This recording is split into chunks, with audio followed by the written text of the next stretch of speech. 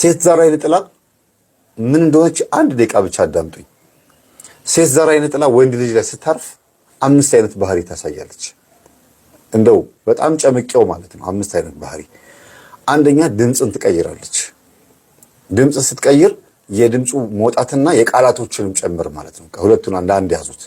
ድምጽና ቃላትን ራሱ እንደ ሴት የማውራት ማለት ነው አንደኛ። ሁለተኛ አረማመድን ትቀይራለች።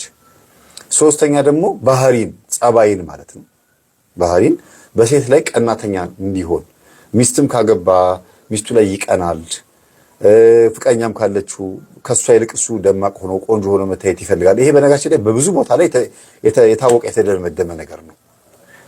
ሴት ዘር አይነ ጥላ ያለችበት ነው ያልኩት፣ ግብረ ሰዶም የሆነ ሰው አላልኩም። ካለችበት ወደዛ የመሄድ እድሉ በጣም ሰፊ ስለሆነ ማለት ነው። እና ይሄ ነው። ሌላው ሶስተኛ ደግሞ ሽንት ቤት በሚቀመጥበት ሰዓት ደም ከመቀመጫው የመውጣት እንደዚህ ነገሮች ይታያሉ። ደም የመቀመጥ፣ ደም የመጸዳዳት፣ በግል ወሲብ የመጠቃት የመጨረሻው ትልቁ ጉዳይ በግል ወሲብ የመጠቃት። በግል ወሲብ ሲጠቃ አንደኛ በህልምም ትመጣበታለች፣ ሁለተኛ ደግሞ በእውንም ባትመጣ በእውን ግን እጁ ላይ ተቀምጣ ግል ወሲብ ታስፈጽሟለች። ሴቶችን መቅረብ ስለማይችል አይናፋር አድርጋ ታሳድገዋለች። ከልጅነት ጀምሮ የእናትና የአባት እቅፍ ላይ እያለ ጀምሮ ይህን ስሜት ልታሳድርበት ትችላለች።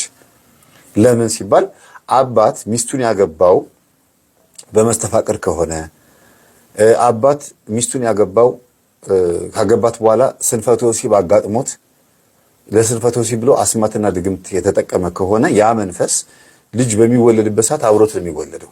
ስለዚህ ለዝሙት ብሎ ስለሆነ ያን የሚጠቀመው አንዱ እሱ ነው። ሁለተኛ ነገር ደግሞ ሚስት ወይም እናት ማለት ነው ባሏን ያገባችው በመስተፋቅር ከሆነ ከሌላ ሴት ቀምታ ካመጣችው ወንዳ ወንድነት ባህሪ ካለባት ትዳር የሚያዝ ፍላጎት ኖሯት ግን ደግሞ ባል ስታገባ ባሏ እንዳይመቻት ያደርጋል መንፈሱ። ለምን እንዴት ነው ይሄን የሚያደርገው?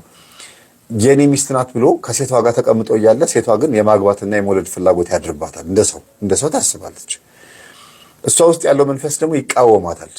ለምንድን ነው የምታገቢው? የኔ ሚስት አይደለሽ ወይ? እኔ ባልሽ እኮ ነኝ ብሎ ያገባችውን ባሏን ስንፈተ ወሲብ እንዲፈጠርበት ያደርጋል። ያገባችው ባሏን ሴታ ሴት እንዲሆን በወሬም ሊሆን ይችላል፣ በአቋምም ሊሆን ይችላል። ብቻ የማይጥማት ሰው አድርጎ ያሳያል። ከሷ የመጣ ወንድ አይነ ጥላ የሷን ሴትነት ማንነት ይዞ መጥቶ እሱ ላይ ያድራል፣ ወንድየው ላይ። ከዛ ወንድየው ምን ይሆናል?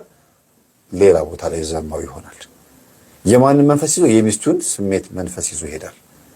ከዛ የሚወለዱት ልጆች ልክ እንደዛ ነው የሚሆኑት። በተለይ መስተፋቅር አድርጋ ያገባች ሴት ሆን ብላ ባሏን ያገባችበት መንገድ መናፍስታዊ በሆነበት መንገድ ከሆነ ልጆቿን የወለደችው ለዚህ ነገር ተጋላጭ የመሆን ዕድላቸው በጣም ሰፊ ነው።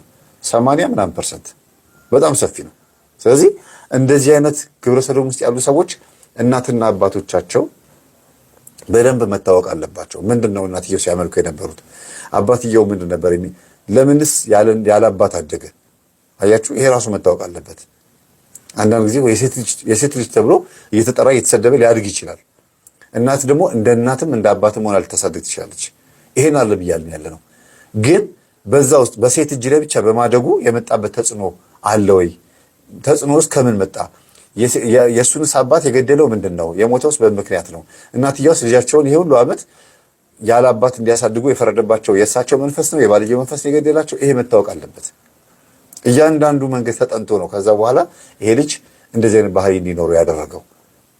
ዝም ብሎ አይደለም የሆነው ማለት ነው። ድንገቴ አይደለም፣ አብሮ የሚሄድ ነገር ነው የሚለውን ነገር እንድታዩልኝ ይፈልጋለሁ።